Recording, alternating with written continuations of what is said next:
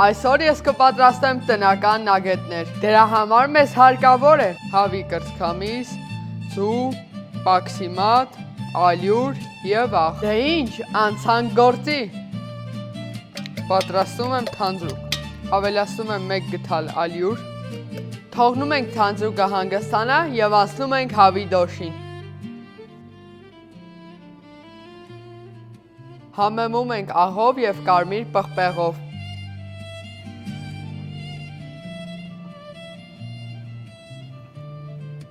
Տապակում եմ նագետները։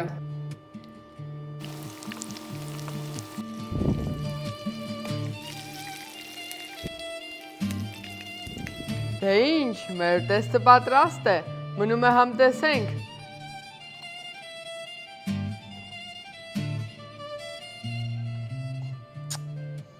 Անմահական է։